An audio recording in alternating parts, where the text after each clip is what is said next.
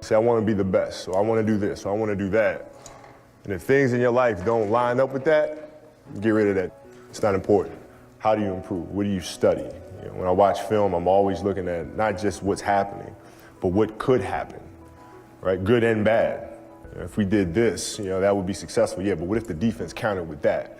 And then what if we countered with this? And what if it countered with that? It would take me 4.5 hours to watch one game, just because I was curious and trying to figure new things out. And then from a competitive standpoint, it's just really simple, man. I'm there to just absolutely demoralize and dominate the person that I'm playing against and the team I'm playing against. When I play against somebody and we line up and you guard me, my whole purpose was to get you to reconsider your life choice to play basketball, right? So at the end of the day, you'd be like, you know what? Maybe this isn't for me. And that was my mentality going into every single game, is just to absolutely obliterate this guy. The fact of the matter is I'm still trying to get better. So if I'm playing against a weaker opponent and I start coasting, I'm building nothing but bad habits myself. If you want to play at an excellent level, if you want to do something excellent, you have to be excellent all the time. It's a way of life. It's not just I show up on Monday and be excellent. No, it don't work that way. Right? You got to be excellent across the board. Right? And that's how you build habits. When excellence becomes a habit, then that's just who you are. Loving the process, loving the daily grind of it, and putting the puzzle together. It seems like this generation seems to be really concerned with the end result of things versus understanding, appreciating the journey to get there, which is the most important. The trials and tribulations that come along with it. You have successes, you have failures, but it's all part of the end, right? The end game. And what I see a lot of time from young players is, they'll try, they'll push, and all of a sudden they get hit with some adversity. Nah, let me do something else. Instead of staying with it, you just stay with it. Exactly. A lot of guys just kind of give up on it because it's not happening now. That's exactly right.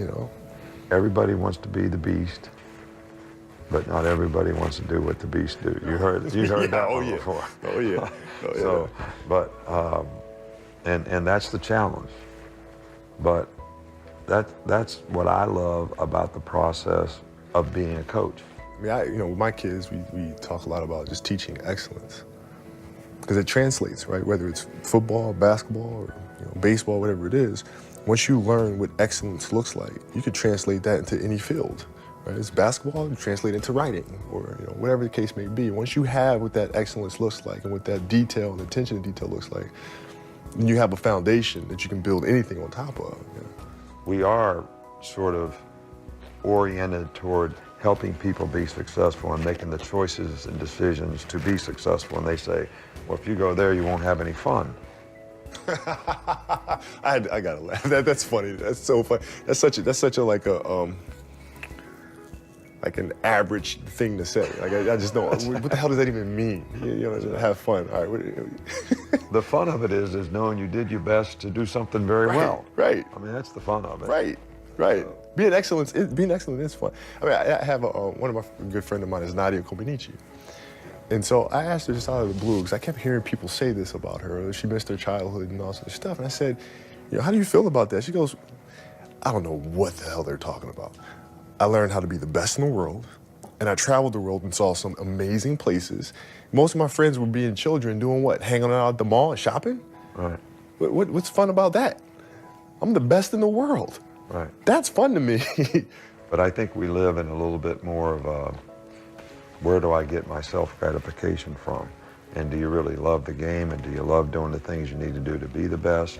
Or do you just want to get some feedback over here on Twitter, about what you did or how somebody else thinks about you? And I think that's not really good for developing self. You're not. You're gonna fake it. You're gonna fake it until you want to go up against somebody that is not faking it, and they're gonna call you bluff, and then you're gonna be in trouble. And you're gonna get exposed. Yes, you're gonna be in trouble. You're absolutely gonna be in trouble. I thought it was great that you said, with patience, you have to be impatient. Yes. But you can't get frustrated. No, and that, for me, it was, okay, well, why am I not playing? What can I do differently? I have to be better. All right, well, then that's not good enough, then I have to be twice as good, right? And for me, it was a challenge of getting to a place where it's undeniable. You have to play me because I'm that good, I'm that efficient, I'm strong at both ends of the floor. So it actually helped me, because I was coming off the bench for the first 2 years. And it was like, okay, I have to figure this out. I have to be, right? So I used it as a source of motivation, not to get frustrated and complain and whine about it. But you are being responsible for your own self-determination. It's also the strength, too, of being able to tell, your family members and your friends to shut up. Because, they'll be in my, oh, you should be starting. Oh, you should be playing. I don't know what they're doing. Shut up. If I'm not playing, I need to get better at this. I need to get better at that. There's things I can control, and this is what I'm going. But unfortunately, there's a lot of noise, a lot of outside noise from friends and, former coaches and all sorts of stuff, filling your head with nonsense. And you have to be able to have the strength to edit that and say, no, I don't want to hear it. This is on me.